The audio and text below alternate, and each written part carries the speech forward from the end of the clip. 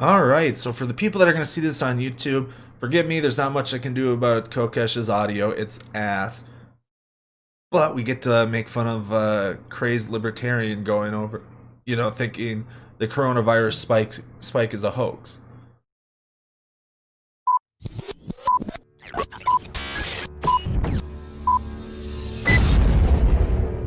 So our first headline, this is an important one, from the Ron Paul Institute for Peace and Prosperity: big holes in the COVID spike narrative. Motorcycle accidents ruled COVID deaths.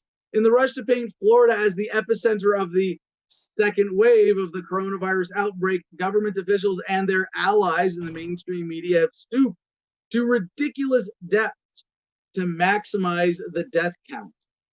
A television station this weekend looked into two highly unusual COVID deaths among victims in their 20s.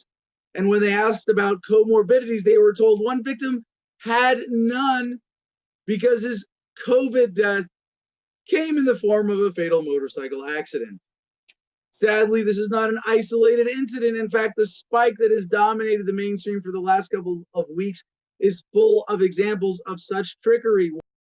Yeah, and unfortunately, Ron Paul Institute doesn't share a bunch of these or any of the stats here, right? So one case they found that got listed as a COVID death was a motorcycle accident. Oh no, the spike isn't real. Spike is fake. It's a hoax. It's like, no, it's just how the report, a misreported number, right? It happens. But all the data's out there. We're got a big spike going around the country, and it's not necessarily a second wave spike because it's not a spike in the states where coronavirus was really bad this spring. In fact, many of those states are doing pretty well, right? It's a spike in places that, it didn't have it very bad in the spring, but are now getting pummeled by it. Washington State last week revised its COVID death numbers downward when it was revealed that anyone who passed away for any reason whatsoever who also had coronavirus was listed as a COVID-19 death, even if the cause of death had nothing to do with COVID-19. And I got to say, thank you, Dr. Paul, for this just matter of fact explanation of what I've been ranting about for weeks since we got these first reports of false COVID deaths, since we've had this obvious manipulation of the data used to justify violation of individual rights. And I really get sick of pointing this out, but it's worth reminding people that 86.593487925134% of all statistics are total made up bullshit designed to manipulate you. And none of them even justify, in this case, the policy that they're advocating for with this. Oh, well, because of these statistics, we should steal $1,000 from you if you don't wear a mask in public. So I haven't seen any $1,000 fines for not wearing masks in public. Maybe those are part of the new mask ordinance, but no, Ron Paul didn't demonstrate any of this here, right? He's taken a couple of anecdotes of misreported deaths, right, that are apparently fixed now, are corrected out of there. So the numbers are still high. So no, it's not a spike. Spike's not a hoax. And just like any statistics made up, so I can say whatever the fuck I want about anything. This is kind of the brain rot that Kokesh has. Now, I will say I respect a lot of the anti-war work he did during the Bush administration and during the Obama administration, right? Being an activist on that front as I think he was a former Marine, if I remember correctly. So he's in the Vets Against War, I think is the protest organization. So I respect that, right? You won't get the people out of that stuff here, but no, the rest of this is the brain rot that comes with American libertarianism, right? And I gotta say American libertarianism because you go over to Europe and libertarianism is far left stuff, right? Which I find funny if you're gonna be a devotee of Ayn Rand. Ayn Rand fucking made fun of these people for using libertarian to describe themselves. For that very reason. And if it wasn't enough to see the numbers themselves are nonsense, if you can't look at this intellectually the way that Ron Paul does, and say, well, we understand that this is nonsense. Just look at the people who are telling you this. Let's go to Breitbart.com for a second. Critics taunt Dr. Yes, let's go to Breitbart.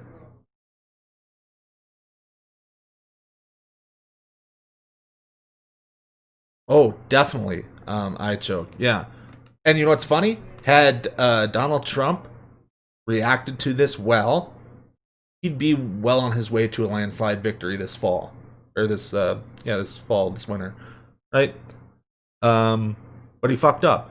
And there was a report out a week ago, 2 weeks ago, or whatever it is now, that is saying his camp wants it to kind of run wild because they think it'll depress voter turnout, right? And if he wins on getting mail-in voting shut down, thanks for the following, Icho. If he gets it shut down, well then, the suppressed vote means he can still win. And so that's kind of scary that he's willing to kill a lot of Americans to keep his office. But I mean, that's Trump for you. Anthony Fauci for watching baseball game without a mask. And this is funny. Breitbart kind of burying the lead here. It's not that he's getting taunted. Like, that's not the story here. The story is that he went and sat there with his mask around his chin, laughing, sitting next to two people with masks. I mean, like, what is this? Hey, Dr. Fauci, you're giving those grandmas COVID and you're killing them because you're not wearing your mask properly and you're not distancing around other people. And you went and you throw out the. This is so funny. So Fauci was wearing his mask during the game. I imagine, at times this happens, right? When you're wearing the mask, he's got his water bottle right there, right? I imagine this is a photo taken not long after he took a drink of water, right? But for the most part, he had the mask on right. But these are also, three people that the probably close working together that get tested, right? And they're not positive right now to spread it around. So his argument here is dumb. No, Dr. Fauci was invited by the Nationals to throw out the first pitch before the National Yankees game, where, by the way, every single player kneeled before the national anthem, and there were no fans allowed. And now, by the way, Fox Sports is going to fill empty baseball stadiums with virtual fans. This is where this is all going. It's not just that we're being bullied and pushed into hazmat suit world where, like, hey, if you want to come out and do anything, you got to wear a mask and wear a hazmat suit. They're actually trying to get people to shift their lifestyles to just be at home all the time. So there you go, empty stadium seats. And yet, if you look at the online, the announcement from Fox Sports, they're going to have virtual. Yeah, now Jim is laughing because you watch the actual pitch? Yeah. I mean, the pitch is bad. The dude's 79 years old or whatever, but there are far worse. I would show him more here, but I risk given MLB and how much they like to go after people. I'm surprised this video didn't get taken down because of this clip, but there are far worse first pitches, right? You can probably find them on YouTube. I think like up near the top of one of the worst, I think it was it 50 Cent? Who was in his late 20s, 30s, early 30s at the time. Even worse than this. But yeah, these celebrities that come out and throw first pitches, they're garbage all over the place, right? So laughing at them for it is kind of pointless. But they're keeping the fans out, right? So this was a couple weeks ago, right? So I was going to do this last week on the show, but because of overtime working and stuff, I wasn't able to do it. Since then, MLB has had a bit of the problem with the keeping COVID in line, just with their players and personnel, right? The Marlins have 18 players, and I think 21 or 23 people overall. Like, there's 29 COVID cases in MLB over the last week, and 23 of them are from the Marlins, right? And I think 6 are from the Cardinals. I think of the other 6. And that's why I'm a Brewers fan. So the Brewers Cardinals haven't played the last 2 days. We'll see if they decide to play tomorrow or not, depending on where the test comes back. But there's been an outbreak, right? And it's hard to contain with the travel and stuff here, right? They're not going to have the fans in the stands because having 40,000 fans in the stands is just going to be a nightmare for spreading this disease around. Right? Like if you're, I mean, yeah, it's funny. You know, it's a fun tradition to throw out the first pitch. If you're going to embarrass yourself, stay home. But you know, and I'm not here to make. Okay, Jim's laughing. Like Jim, you really shouldn't laugh at Dr. Fauci or make fun of him because he's an idiot who doesn't know. So, talking baseball, fuck it. We'll show some of these worst pitches. This is from 6 years ago, so we got 6 years of first pitches we're not gonna see.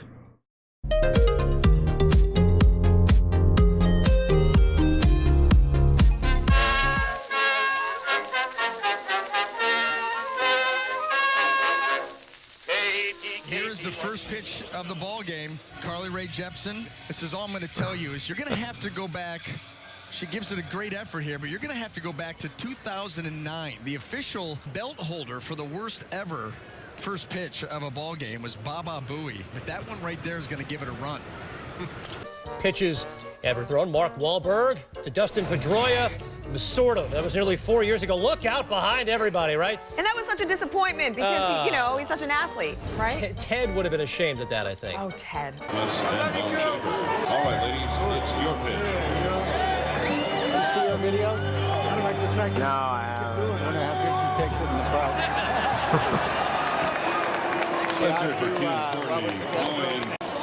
日本テレビ野球中継のイメージソング「ラビン・ユー・ロングタイム」を歌う世界の歌姫マライア・キャリーさん What is this? Is this good?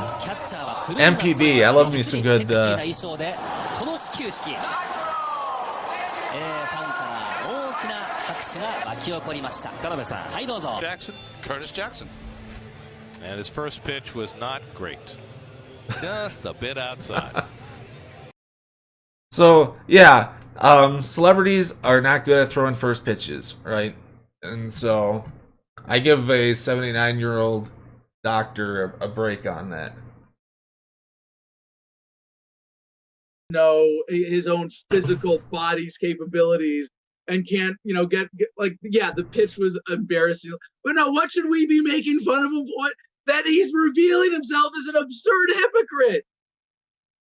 And, it's not just the implications for the rest of America.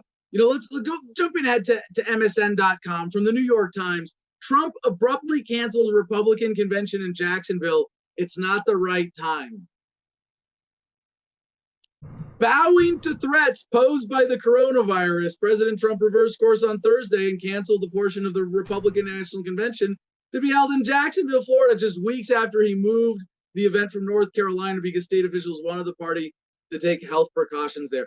Bowing to threats posed by the coronavirus. No, bowing to public pressure, bowing to the mainstream media.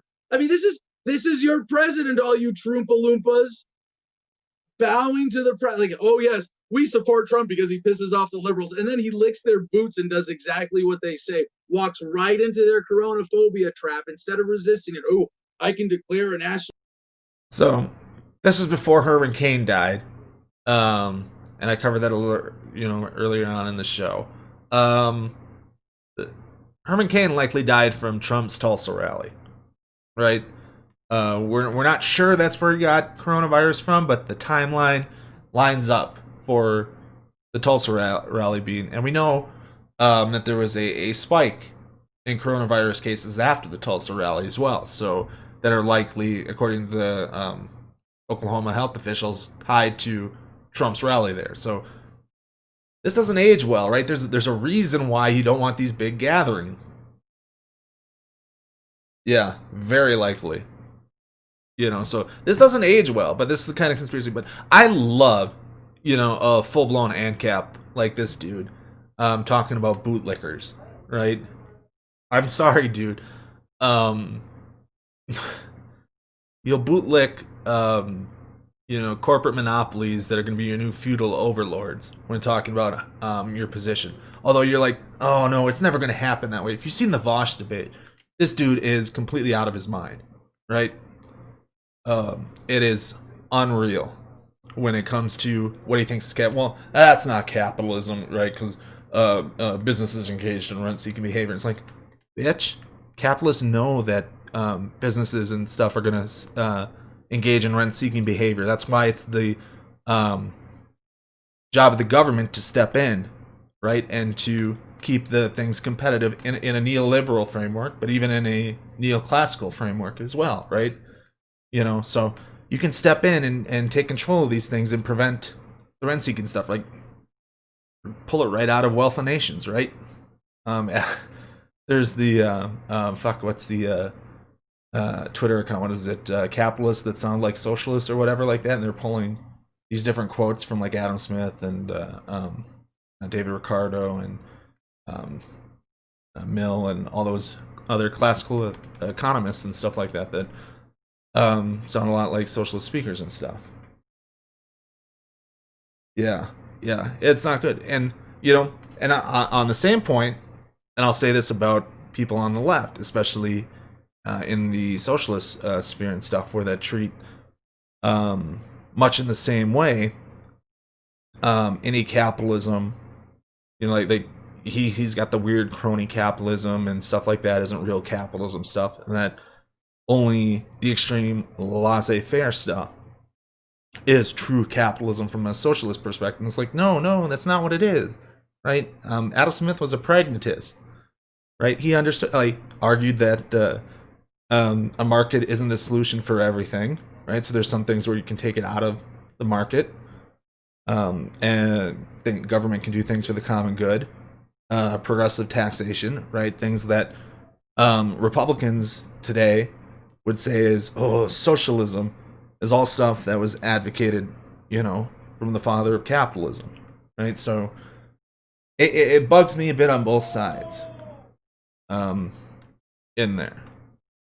State of emergency and have press conferences every day. People will listen to me and think I'm cool again. Oh, and then Trump is revealed to be the idiot here because he has fallen for Dr. Fauci's propaganda. And I think this is, this is a trap that the Democrats set for the Republicans, or set for Trump, right? And he walked right into it.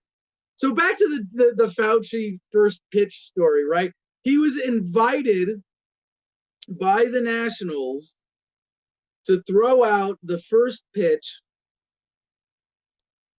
to recognize, this is from Breitbart, the team invited Dr. Fauci to recognize his efforts in fighting the coronavirus pandemic, which significantly shortened the baseball season and threatened to cancel it altogether. And I tried to think of a metaphor or an analogy to help understand this, but it's like, hey, Dr. Fauci, because you're doing such a good job helping everybody fight the coronavirus, let's invite you to do something contrary to your advice that we're praising you for. I guess, it's kind of like inviting an anti-masturbation activist to a circle jerk and then seeing them enthusiastically participate. I wonder what he thinks the recommendation was for like MLB and the stuff. Yeah, no, Breitbart, you should not be there. Yeah, it gets all over the place, right? Like, so he does. He's got to be on something half the time on there with the way his mind works, because it is shot. But like, I'm trying to think. I'm a big baseball fan, so I've been following it. I'm trying to think what goes against Fauci's recommendations here. Like, the big thing, I guess, would be the MLB choosing not to do a bubble like the NBA and the NHL are doing, right? Where they have all the players in the bubble and they have this traveling, and because of this traveling, and especially in the Marlins case with the reports coming out now, is really lack of respect for the protocols. The Marlins, have set off a major outbreak on their team, right, because of it.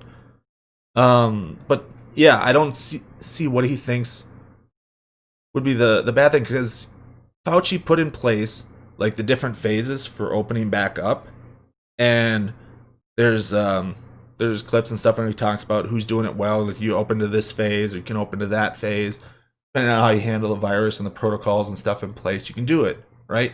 So that's not against anything Fauci has proposed. Well, that's just people that aren't. So even if you recover from COVID-19, you can still be left with some long-term health complications, right?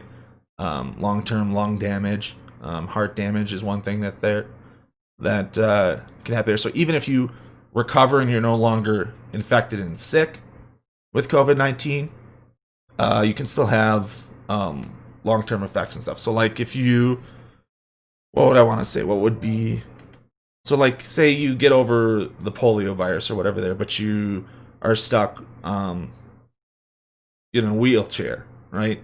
You recovered from polio in a sense, but the long-term damage that polio did to you might not be the best analogy. But that'd be one way of looking at it, is that you're still stuck with this lifelong affliction because of what polio did to you, even if you're not in a iron lung as the worst case scenario and dying. Hey, you're doing such a good job stopping people from jerking off. You want to jerk off on this cookie with us, and then we're all going to eat it? Like, yeah, really? Like, I mean, I could get more graphic and gross with this, but none of what I could possibly come up with as a metaphor would capture how disgusting the present reality we are experiencing is, because of hypocrites like Dr. Anthony Fauci, now revealing himself unqualifyingly, unquestionably as a hypocrite who doesn't believe his own bullshit. Back to Ron Paul here. In South Carolina, the state health agency admitted that the spike in COVID deaths was only the result of delayed reporting of suspected COVID deaths. An analysis reported daily COVID deaths last week compared to actual day of death in Houston revealed that the recent spike consisted largely of deaths that occurred in April through June. Why delay reporting until now? Ron Paul so benignly asks in his. I am not doing the Ron Paul voice. We do know. So some of this is the case, right? There's some readjustment. So reported numbers aren't the same as when deaths and things actually happen. We know this, right? But the spike is still there, regardless, even once you adjust for that stuff. But yeah. Ooh. You get in an accident or something, or those are all separate injuries, Tiger? Know that based on this spike, the Democrat mayor of Houston canceled the convention of the Texas Republican Party. Mission accomplished? Yeah, mission accomplished. Exactly, Dr. So these are two separate things, right? Houston, it was getting fucking pummeled, right? I don't know if that's still the case, but when this video came out, Houston was still getting fucking pummeled, like unbelievable. There was they were turning people away. There's even talks of in some hospitals, remember the anti-Obamacare stuff was the government death panels. Well, the death panels became a thing. I'm pretty sure it was Houston, but that's how bad it was getting in several of the Houston hospitals, that they were gonna make those life-based decisions because they were just getting overwhelmed, right? So these are two separate things, and this is a flaw in the logic here, in the argument. Ooh, yeah. Football is a tough one. Like, so I'm probably gonna have to have a knee replacement in the next 20 years. Once I get older. I had a good chunk of the meniscus in my knee removed. Like I think 75% of it in one knee. I tore the shit out of it in playing a high school football game. I've had like removable pins, so nothing permanent in there. So like I've my fingers and stuff, I've had the pins go in and then removed after broken fingers during football. And once the worst one was a dirt bike accident. But yeah, no, you get beat up pretty bad. So I'm probably going to be hobbled around here when I hit my 50s, and quality of life's not probably going to be great.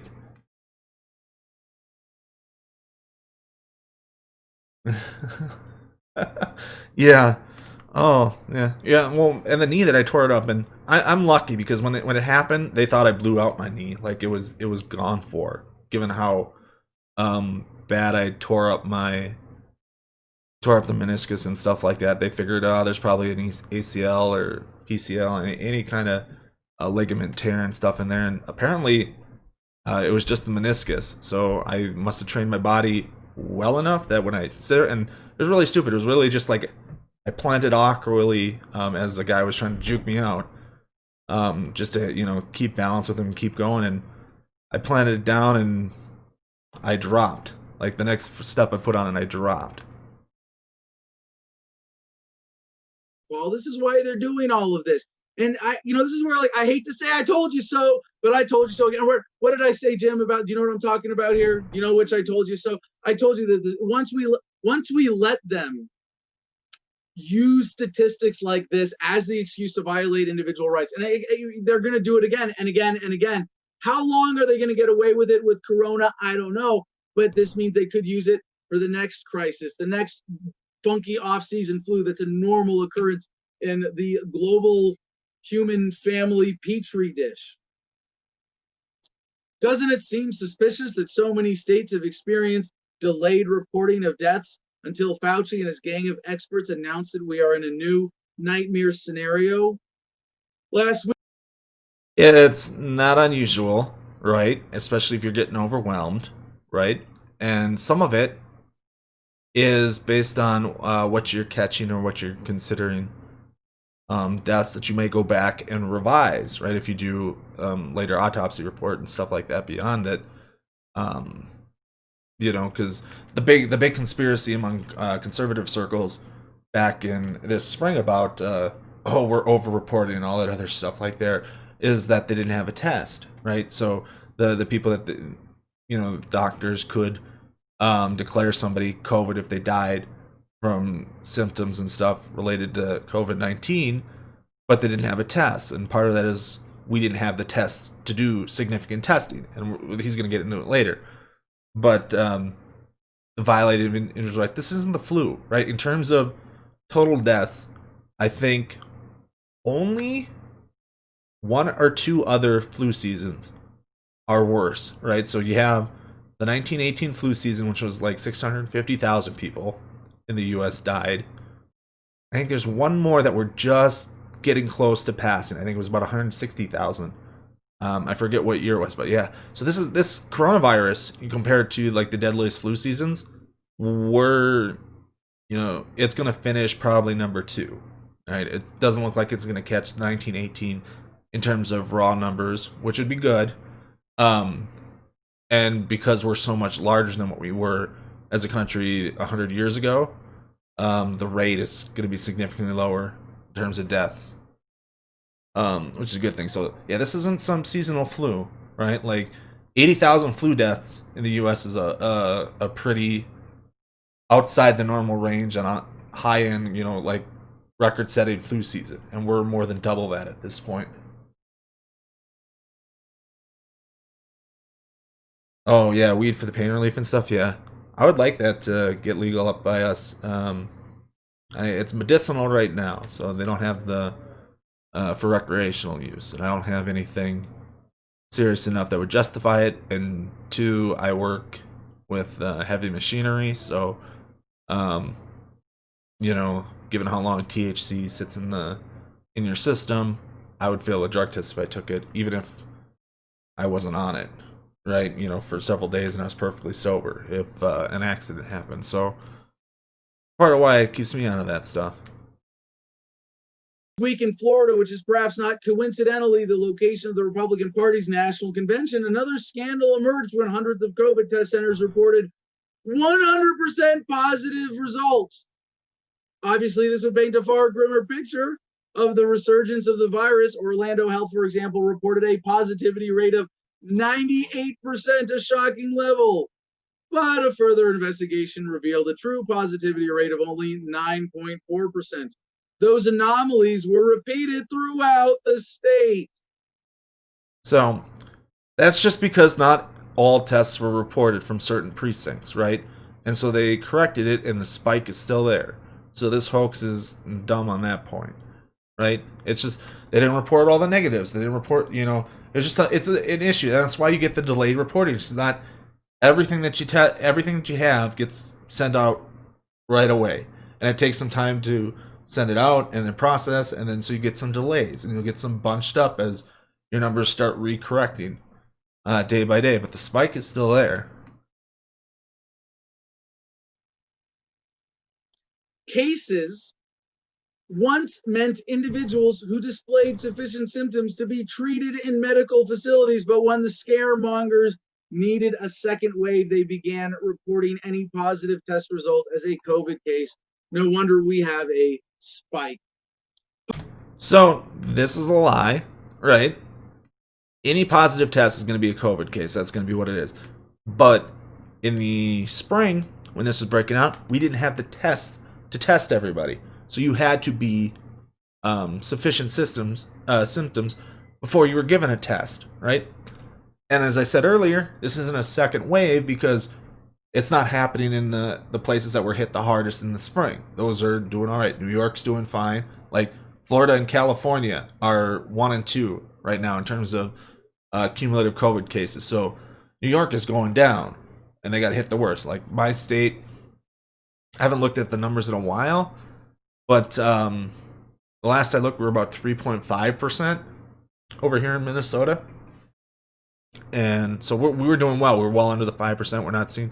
It looks like we might be ticking up a little bit. The last time I looked, I'll have to look and see where we're at right now in here. But yeah. So there's uptakes, but it's not the same, right? So that's not a definition of a COVID case. It's what cases we were going to test, which meant that we probably had a significantly higher number of cases back this spring in the places that were hit real hard than were actually reported, right? And if you follow like Nate Silver of 538, I think he estimated anywhere between 3 to 4 times as many cases back then when we were really hit hard. But just because we didn't have the tests to test everybody, it's not there. So we're capturing more of them this time around. Politics demands that politicians be seen doing something rather than doing nothing, even if that something is more harmful than nothing at all. That is why Washington is so addicted to sanctions. How do you... Oh, I can't believe I once liked Ron Paul, right? As a candidate. I had my libertarian phase coming out of high school. Grew out of it, thankfully. I didn't end up with the brainworms that Kokesh has. But how do you get from the spike and doing things to sanctions? Something rather than doing nothing, even if that something is more harmful than nothing at all. That is why Washington is so addicted to sanctions. Okay, now Ron Paul is going, wait, sanctions? Hey, why are you bringing sanctions into this? Well, it makes perfect sense for Ron Paul to bring this in as an example, for which I will bring in another example, 9/11 and the global war of terror. Regardless of what you thought happened on 9/11, and all we can really say for certain is that the government story is absolute nonsense. It's... Whoa, one of these assholes, too. I forgot about this part. No, 9/11 was the terrorists hijacked the plane, flew in there, all that stuff works, right? If you want to question how much the president and the government knew before it happened, that's up there. Like, I think from like official news reporting and stuff like that it was different organizations had enough knowledge to know that it was going to go down, but because of the lack of communication, it kind of got missed. So a bit of an incompetence between the different departments don't speak to each other very well. So that had they spoken together better, all the information would have been there to prevent it ahead of time. you know. But so we'll get into why 9/11 and sanctions are what government's got to do. Still didn't justify invading Iraq and Afghanistan and occupying those countries for decades. Right? And it's shocking that government can't fabricate even better excuses for what they're like. So like the Iraq thing is definitely bullshit, right? Afghanistan's a little more tricky because Afghanistan harbored the mastermind, Osama bin Laden, behind, as a protection there, and the Taliban wouldn't give him up. Although I was relatively young. I was in middle school at the time. 9/11 happened. I was seventh grade. I remember my seventh grade history class. We were out in the commons lunch area where we had, and the teachers came out frantically and were whispering to each other. It was like really weird. What the hell is going on? And it was 9/11, and then we were 2001. It wasn't much longer, so it must have been like a month or two afterwards that we had invaded Afghanistan. And going back and looking, it sounds like the Taliban, before we actually, when it became more and more clear that we were gonna go in, the Taliban had made at least suggested that they were willing to give up Osama, and Bush pushed past it. And now, if that was true, 100% there, and the mastermind behind the terrorist attack was going to be given up by the Taliban, yeah, then we had no reason to go in, right? To Afghanistan. But like I said, I was in middle school, so I don't have a full understanding of everything there. Probably have to bother somebody who follows foreign policy a lot more to figure out in foreign policy history. Hey, there's a virus that's a threat. Well, first of all, it's not any kind of special threat. It's not, and while you're debating that, they're going, well, so how much of an excuse can we use this, or how much bad policy can we use this as an excuse for to violate your rights to enrich our sponsors, to keep the rich getting richer and the poor getting poorer, and us in government getting more powerful? Well, I mean, it's the same thing. They use these excuses for sanctions. So this isn't a poor excuse for locking out. This thing spreads pretty fast if you don't do anything. Like I said, just from the baseball example, how we go, they start weeks, everything looks good, the COVID protocol's going well, and they travel, and you got one team knocked out for at least a week, and now you have some other teams that aren't being allowed to play. Like that's a smaller microcosm of everything moving around, right? So you need some of these restrictions and plans in place. Now, can we lock down for, going back in the argument, can we lock down for a year and a half when looking at a vaccine? No. There are some vaccines that are reaching third stage trials, so they're coming a lot quicker than we thought. We had a pretty quick turnaround on these. So we'll see if they make it through that and we have it by the end of the year. But if we don't and it's next spring, the CDC is expecting that it's going to be the worst public health crisis this one, or we've seen, since the 1918 flu pandemic. So it's not something to care. This thing spreads quick, easy, and it spreads when you show no symptoms. So the asymptomatic carriers can be the super spreaders, right? Is the term they like to use. Right. Well, there's this problem. Well, we're going to do something about sanctions. Don't make anything better. It's stealing from the poorest of people who are going to pay the brunt of the taxes, which sanctions represent, or just completely cutting off trade, as sometimes sanctions are with embargoes, which is basically say that you can't have trade between countries. That's an act of war. You are physically interfering with individuals' right to trade freely. And even now, with the trade war escalating between the United States and China, well, it looks like they're doing something. What is the result of this? The rich get richer, the poor get poor. Who pays for these tariffs in the trade war? They get passed on to consumers. It's not the rich who are paying for the cost of statism. They are profiting from it, however. Same as with the coronavirus. The same has been true, especially in Republican-controlled states in the U.S. in response to the coronavirus, faced with a virus that has killed about 1/3 as many people as the normal seasonal flu virus in 2018. Texas Governor Greg Abbott has endorsed a partial shutdown of the economy, resulting in millions tossed into the despair of unemployment. Then he arbitrarily shut down bars because massively increased testing showed more people have been exposed to the virus. And he mandated that people wear face masks.